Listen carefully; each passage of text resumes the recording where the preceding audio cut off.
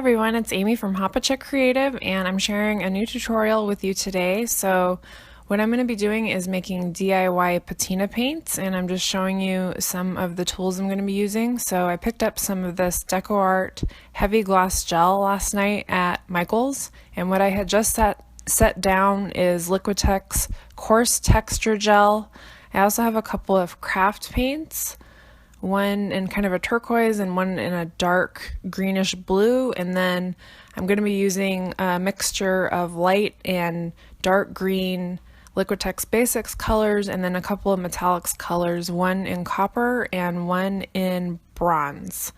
I also will be adding a little bit of Lumiere gold metallic paint that I didn't show because I wasn't planning on adding it at first, and then just the original Aleene's tacky glue. I also have 3 jelly jars. These are the ones that I'm using for my airtight containers, and I've used these to store food before, not these particular jars, but the ones that came in the same package, and they seem to be pretty airtight. I believe these are 8 ounces, so they're a little bit larger than they need to be for what I'm doing, but they were what I had on hand, and I figured they would make for good airtight packages. And let's see, so I didn't show it in the beginning, but I am also going to be using Aleene's clear tacky glue, which I think is pretty widely available. I usually see it at Michael's and Joann's, and I think you can also buy it online. So I'm starting off with a mixture, and I will link to the recipe that I found online. It's at the Graphics Fairy, and it is a substitute for the popular patina paints that are coming out right now. And so I'm basically mixing the coarse texture gel with sand, and I got that sand at the Dollar Tree. Now the recipe does call for fine sand, and the sand I use is probably not fine.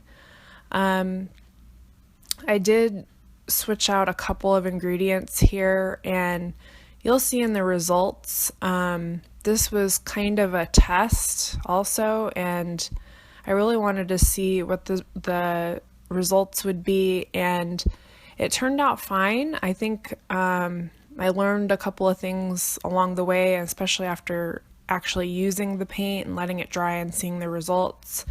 And I'll give you a couple of tips towards the end. One of the things that the recipe called for is joint compound, and I did not buy that. So what I used to substitute for the joint compound was a combination of the coarse texture gel, which is by Liquitex, and it's basically it feels like a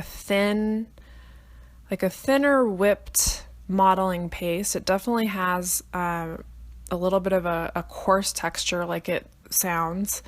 It's sort of sandy, and chalk paint. So I used the white chalk paint to not only kind of thicken up the mixture a little bit and kind of substitute a little bit for the joint compound, but also because the sand I used is a light purple color, and so I wanted to make the mixture white again and not have it compete with the green. So now I'm just doing some drops of the light and dark greens and mixing those up to see what I get. In this case, I think I made the green patina a little bit too light. I think it's really up to you. Now I went ahead and did the same mixture for my second patina, and it's the turquoise patina. And so the only difference here is the paint that I added. I used kind of a dark turquoise color and a lighter turquoise, and I just mixed until I felt like it was a color that I was happy with. Now this is the first time I'll be using the heavy gloss gel that I told you about. This is also the first time that you use the clear tacky glue, and this is for the metallic kind of brass finish color that makes up the third part of the set. and you want to use all stuff that will dry clear and glossy and thick, so that it doesn't make the metallic dull. So I again used Liquitex colors for this. Like I mentioned before, I used a bronze color and a copper color, and I just kind of played around with the colors until I was happy with it. And then, like I said, I'm going to be adding a little bit later some of the Lumiere gold metallic paint, because I wanted just a little bit more metallic, and the Lumiere is very, very metallic. So I'm just using one of those mixing spatulas that you get in like paint kits and stuff, and there's the Lumiere. So I just eyeballed all of the ingredients, and I don't know that you have to be completely exact with the measurements. I did have kitchen utensils where I could have measured out the tablespoons and everything, but it's my only set of those utensils, and once you put craft supplies in them, they're not food safe anymore. So I just decided to eyeball it, and like I said, this was part experiment, part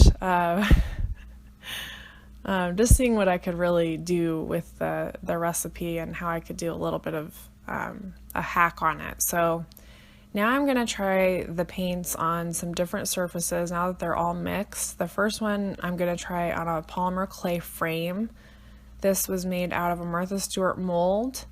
And then the other two surfaces I'm going to try them out on are first this fabric flower.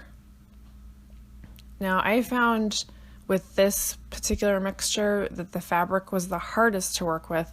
The paint did not want to spread as much on this, and it came up a little bit thin on the polymer clay, and of course you're going to get that texture in there, so there's going to be little like kind of bumps, and